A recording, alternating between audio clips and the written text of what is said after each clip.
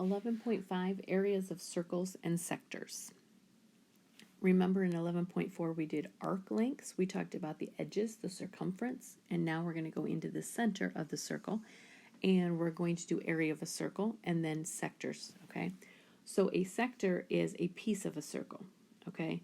So remember arc length was just part of the arc. Well, now we're going to come into the center of the circle, and we're basically going to cut out a piece of pie. So this whole entire piece is a sector. So the sector goes to part of that circle or part of the inside area is what we're looking at. And by definition, region bounded by 2 radii. So you'll see the 2 radii on each side. And of course, we know those radii are the same length in every circle. And they're intercepted arc, and we stay within that region. All right. Theorem 11.9 says area of a circle. The area of a circle is pi times the square of the radius. We call it pi r squared. This is a formula that should be on your formula sheet from chapter 1.7. If not, please put it there. We will use it. And remember, when we are actually multiplying the radius times itself, we're going to square it, which means all of our units will also be squared. Make sure you're showing me those units on everything you're working with. All right, let's practice the area of a circle here. All right, the first one, it says find the area. I do want to recall for you that just like with circumference, I would like the exact answer, which is with pi, and the decimal answer as well to the nearest tenth on everything. So we start with the formula, area equals pi r squared. Pi is that 3.14 or the pi button, either way you want to do, and it looks like my radius this time is 4.2. Remember, to get our pi answer or our exact answer, we do the math we can first before we touch pi. 4.2 squared, that's a good thing to take to our calculator. Just a quick reminder, you cannot square 4 and get 16 and square 2 and get 4 and say 16.4. It is not the answer. Make sure you plug in 4.2 squared. That's really 4.2 times 4.2. And it looks like with the calculator we get 17.64. I don't want you to round this to the nearest tenth right now because I need that to be exact. So I'm going to leave it 17.64 pi meters squared. That's my exact answer. And then again, I go to the calculator, multiply that 17.64 times pi, whether you use the pi button or whether you use 3.14, it doesn't matter. And I get an answer close to 55.4. Here's where I'll go to round it to the nearest tenth. Okay. On B, it looks like they gave me, or they already found the area, and I'm trying to find the diameter of this circle. Now, I do want to remind you, when you think about the formula, you have area equals pi r squared. We could change r to diameter divided by 2. But when I see that square out there, that's not very pretty. I'm going to be honest, let's not do that. Because it's easier to work with this top equation and change my answer later to the diameter instead of working with that d inside the formula. So I'm going to leave it area equals pi r squared, and I'm going to plug in everything I know. Well, what I do know is the 201 for the area. So I plug that in for the a. I get equals pi r squared. I'm trying to get r by itself, so right now there's a pi connected to it, so I'm going to divide by pi. And I'm going to tell you at this point right here, nothing's going to be exact anymore because pi is such a long decimal. When I divide by it, I can't possibly write out the whole thing. So I'm going to go to my calculator and hit 201 divided by pi, and I'm going to just round that, 63.98. I'll be honest, rounded is about 64. And I still have r is not by itself because it's r squared. To get r by itself, I'm going to take the square root. What I do on one side, I do to the other. So when I take the square root of that 63.98, it doesn't come out perfect on my calculator, but it comes out real close to 8.0 inches when I round that. So the radius is about 8 inches. But remember, that was my radius, and I wanted the diameter. So if the radius is 8, I'm going to go 2 times the radius to get my diameter, and 2 times 8 is going to be 16. So I get a diameter of about 16 inches for this circle. All right, so that's using the area equation. Let's turn to page 2. And of course, my formulas didn't show up very well, but we will replace them. All right. I have another theorem, the area of a sector. This is going to seem very familiar as far as we used a very similar one in 11.4 notes. So in 11.4 notes, we said we have two holes, and once again, we have two holes. 360 is my full circle when I'm talking about arcs, and my pi r squared is my whole area when I talk about the whole circle. So once again, we're going to take these partial and a little bit of fix here. This shouldn't say arc, this should say area.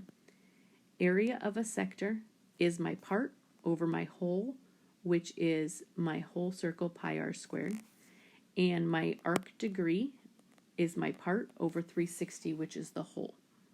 And once again, just like we did before with our arc length, I can just write a second equation. If I want this area of a sector all by itself here on the left, the top, I just get pi r squared to the other side. So I'm going to say arc degree times over 360 times my pi r squared. So don't forget, from 11.4, we had arc degree over 360 times 2 pi r. That's for arc length. Now we have arc degree over times squared. Okay, so I'm going to come over here in my margin. This is what I might put onto my green formula sheet.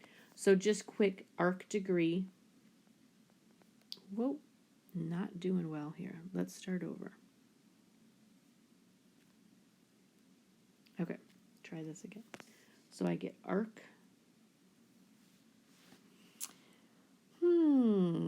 Something does not want me to give these notes today. Okay, third time's a charm, right? Okay. Arc degree over 360 equals area of the sector over area of the circle. Okay, and I'm going to change this area of a circle a little bit to just pi r squared as well. So what I will probably use the most frequent, though, is the area of a sector equals arc degree over 360 times pi r squared. And again, that looks super similar to what we used on 11.4, but this time we are working with the pi r squared. Can you even tell that's a pi and an r squared? No. Try that one more time. Times pi r squared. There we go. Make sure that looks a little different.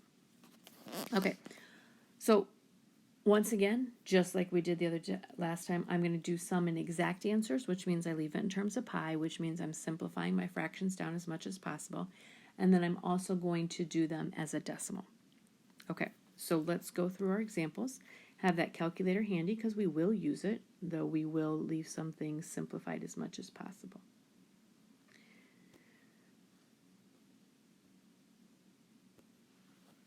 Okay, so the first thing it says, find the areas of the sectors formed by angle RQS. So here's angle RQS, and it divided this pi into that shaded part, the small piece, and then all the rest of the pi. So we're going to start with the small part.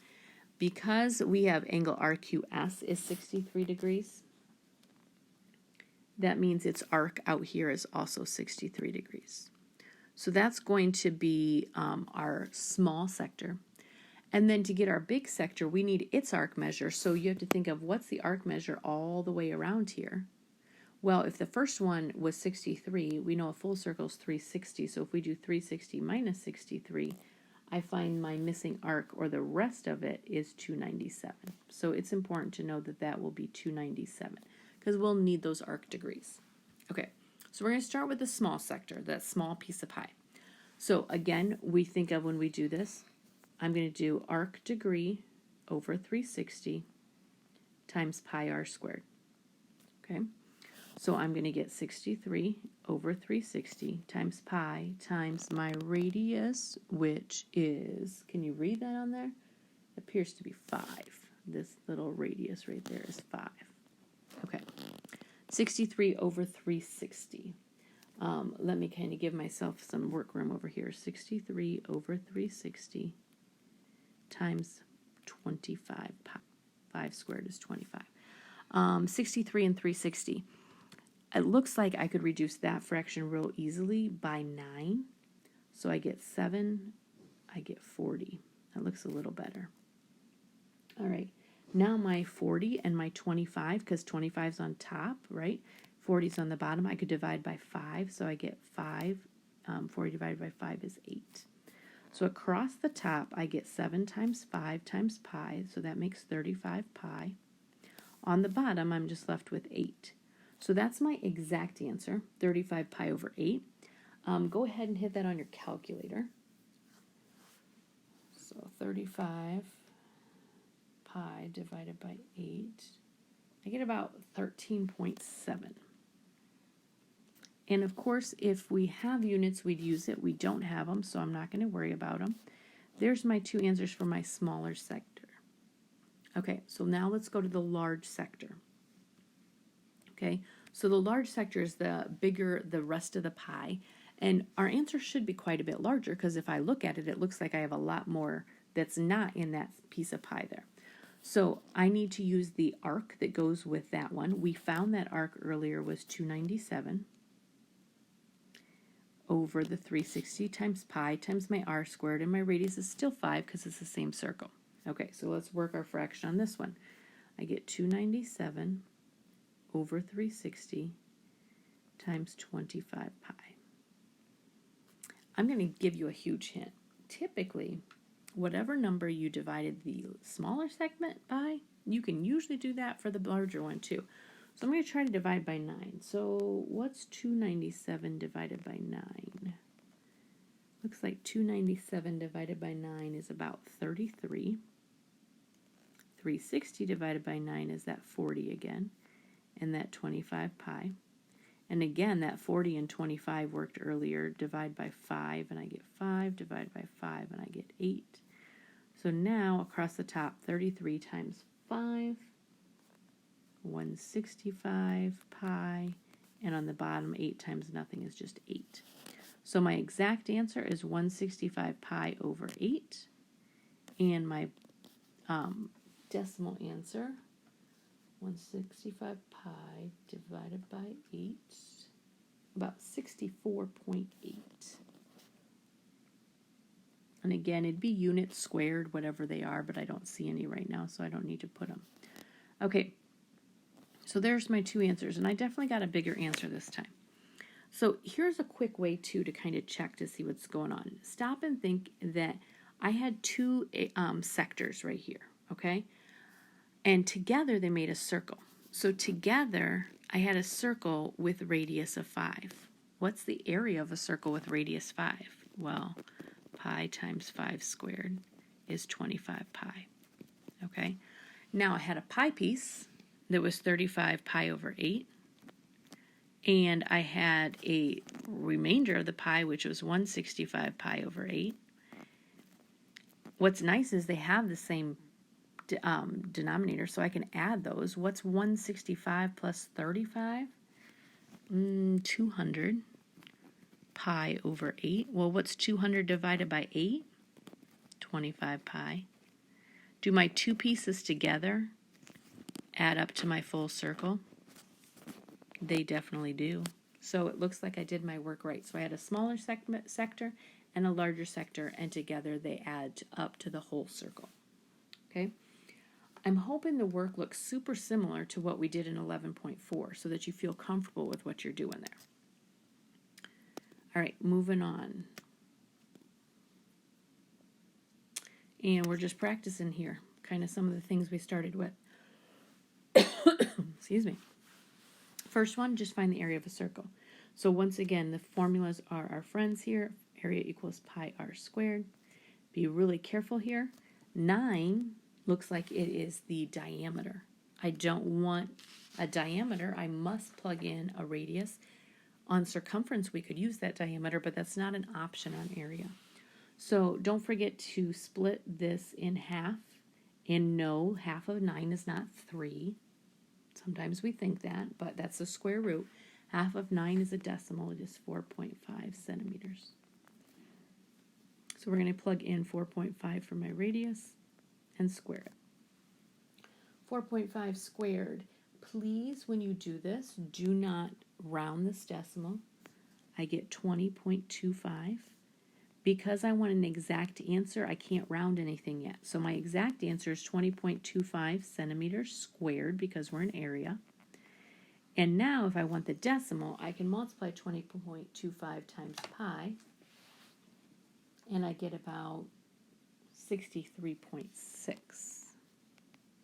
And again, centimeters squared because area is always squared. Okay, so one exact answer and one decimal answer. On the decimal, round it, but on the exact, try to put out every number that the calculator gives you. All right. Number 2 says, find the radius of my circle if you already know the area. Area equals pi r squared. And I thought I changed colors here, and I apparently did not. I know my area. I'm going to plug in 154. I'm looking to find my radius this time. I need to get r by itself. So I have a times pi. I divide by pi. 154 divided by pi. Looks like I get about 49.0. And I am rounding here a little bit. I'm not going to get an exact answer. I need r by itself. Right now it's squared. To get it by itself, take the square root, and I'll put my approximate instead of my equal sign because we are rounding. And the square root of 49.0197, whatever you got on the calculator, it's about 7.0. So a radius of around 7.0. And by the way, that would just be feet. It wouldn't be feet squared because I took, and I just want the linear length. All right. Number 3 here says find the areas of the sectors formed by the angle. Just a quick heads up, I'm going to do both sectors again. I'm going to do the small and the large. I do want to tell you on your homework, I think I left it to just one sector every time. So you don't have to do both of them, just one of them. So don't forget that if my central angle is 106, my outside arc is also 106 because the central angle equals its arc. And to find the other, or the larger one, I'm going to do 360 minus 106. And I get a arc out here of 254. Okay, so let's start the small sector. So on my small sector, and remember on all of them, I'm doing arc degree over 360 times my pi r squared. So pi r squared is the change that's different than when we did 11.4. So my arc degree for my small is 106 over 360 times pi times my radius here, which is 9, and I'm going to square that. 106 and 360, I don't know, 2. Sounds like a good number to divide by. That gives me a 53 and a 180. Times 9 squared is 81. Oops, I don't want an equal sign. That will confuse us. Okay, 80 definitely divide by 9. So 81 divided by 9 leaves me with 9. 180 divided by 9 leaves me with 20. And across the top now, 53 times 9 is 477, and the pi is on top. And the bottom, we just get 90. And I don't believe that reduces anymore. So there's my exact answer. And get that decimal, 477 pi divided by 20. How about 74.9? And that's my small segment. So let's go ahead and find my large segment. Large sector. I need to watch the words I say here. All right, so once again, we're doing arc degree over 360 times pi r squared. My arc degree this time is 254 over 360 times pi times my 9 squared again. And just like I said earlier, because I could divide by 2 earlier, there's a good chance I can divide by 2 this time as well. And I get a 127 over 180 times my 81 pi Once again, I can divide by 9 and get my 9 and my 20. I multiply across the top 127 times 9 pi, and I get 1,143 pi. 20 times nothing on the bottom is 20. And that can't reduce anymore, so that's a good exact answer, and that's in feet squared. Go ahead and hit that on your calculator, 1,143 times pi divided by 20. And I come out about 179.5. And don't forget that's still feet squared as well. Area is always feet squared. Okay. And again, if you check, my circle has a radius of 9, so 9 squared will make it 81 pi. And if you add your 477 pi over 20 plus your 1,143 pi over 20, you will get 81 pi. So we get a full circle there. All right. Let's go and find the area of the circle here. So this is using our same equation, but using it kind of backwards a little bit. So if you go back to the equation sheet there, I'm going to use that equation that we did first where I wrote the top one, which was arc degree over 360 equals sector area, or area of the sector, it's the same thing, over the circle area. Okay, so this time I'm trying to find the area of the circle, so I'm trying to fill in this blank. I'm going to be honest, I'm not going to use this. I'm going to just do it in the margin where it's easier. So notice over here they give me the area of this small sector. Well, the small sector has an arc degree of 45 over 360. My sector area is 22, and I'm looking for my circle area. Because I'm looking for the full area, I'm not going to replace that with pi r squared. I'm just going to replace it with an x because they want the entire area. I have a nice proportion set up. Go ahead and solve it. 45x with a cross multiply. 360 times 22 is 7,920. Solving for x. Right now it's 45 times x, so undo multiplication with the division. And x is going to equal about 176 meters squared. Area is always labeled in squared. So that's using that same formula, just in a different format. Of course, the top ones, I just kind of like to do that simplified arc degree over 360 times pi r squared. All right, one page to go. Try and put this in a real world. We use circles a lot. We use area of a circle when needed, especially with a contractor. I have a contractor that needs to cut a section out of a rectangular piece of wood as shown. To the nearest square inch, what is the area of the remaining wood? Okay, so on a question like this, it's good to say what shapes are we looking at? Well, it looks like we started with a rectangle, okay? We had a full rectangle, and then we cut some pieces out. Again, I'm going to cut these pieces up into different ones. It looks like I cut out this rectangle and then half a circle. So I cut out a rectangle and a semicircle. Okay, so my rectangle, base times height. My big rectangle, 11 times 7. They put area of the semicircle first. So remember, area of a circle is pi r squared. Bumping all kinds of things tonight.